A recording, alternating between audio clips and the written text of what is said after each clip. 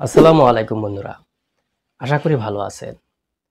বর্তমান সময়ে অনেকের সামান্য অ্যালার্জির কারণে অথবা সামান্য ঠান্ডা কিছু খাওয়ার ফলে সর্দির মতো সমস্যা দেখা দেয় এবং এই সমস্যা এতটাই বিপর্যয় পর্যায়ে যায় যে অনেক সময় নাক বন্ধ হয়ে থাকে। তো বন্ধুরা, আপনার এই বন্ধ নাক কীভাবে পরিষ্কার করবেন সে সম্পর্কে আজকে আলোচনা করব। আর এই বন্ধ নাক পরিষ্কার করার জন্য আপনি এই অ্যাভা স্প্রে কীভাবে ব্যবহার করবেন সে বিষয়ে আজকে বিস্তারিত আলোচনা করব। তো বন্ধুরা, আজকে আলোচনার বিষয় হচ্ছে অ্যাভা স্প্রে। বন্ধুরা, আপনারা দেখতেছেন মেডিসিনের কথা ইউটিউব চ্যানেল। প্রতিনিয়ত মেডিসিন এবং স্বাস্থ্য বিষয়ক টিপস পেতে চ্যানেলটি সাবস্ক্রাইব করে পাশে থাকা বেল আইকনটি বেজে দিন, যেন সবার আগে মেডিসিন এবং স্বাস্থ্য বিষয়ক টিপস আপনি পেতে পারেন। বন্ধুরা, আজকের আলোচনার বিষয় হচ্ছে অ্যাভা স্প্রে। এই অ্যাভা স্প্রে হচ্ছে ফ্লুটিক্যাসন এবং ফিউরোমাইড গ্রুপের একটি ওষুধ। এটি বাংলাদেশের সুনামধন্য স্কয়ার ফার্মাসিউটিক্যাল কোম্পানির ওষুধ। এই অ্যাভা স্প্রে নেজাল স্প্রে সাধারণত বাংলাদেশের যে কোনো ওষুধের দোকানেই পাওয়া যায়।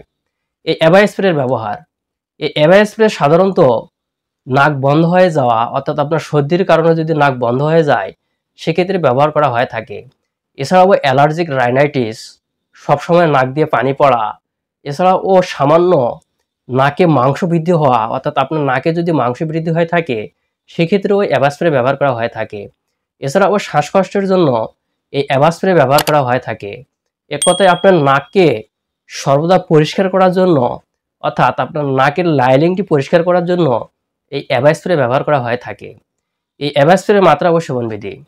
বন্ধুরা, এই অ্যাভা স্প্রে নেজাল স্প্রে সাধারণত 2 বছরের নিচে বাচ্চাকে ব্যবহার করাবেন না এবং 12 বছর থেকে প্রাপ্তবয়স্কদের জন্য প্রতি নাকে 2 বার স্প্রে করবেন এবং দিনে 2 বার। এবং অবশ্যই খেয়াল রাখবেন এই অ্যাভা স্প্রে ব্যবহারের সময় আপনার নাক দিয়ে সামান্য নিঃশ্বাস নেবেন এবং মুখ দিয়ে নিঃশ্বাস নেবেন। অর্থাৎ নাক দিয়ে নিঃশ্বাস নেওয়ার চেষ্টা খুব কম করবেন এবং আপনি মুখ দিয়ে নিঃশ্বাস নেওয়ার চেষ্টা করবেন।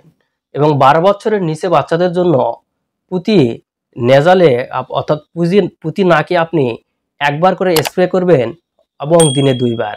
এভাবে আপনি যদি ব্যবহার করে থাকেন সেক্ষেত্রে দেখা যাবে যে আপনার নাকে যদি মাংস বৃদ্ধির মতো সমস্যাও থেকে থাকে অথবা অতিরিক্ত সর্দির কারণে নাক বন্ধ হয়ে থাকে তাহলে আপনার বন্ধ নাক অতি সহজে পরিষ্কার করতে সহায়তা করবে।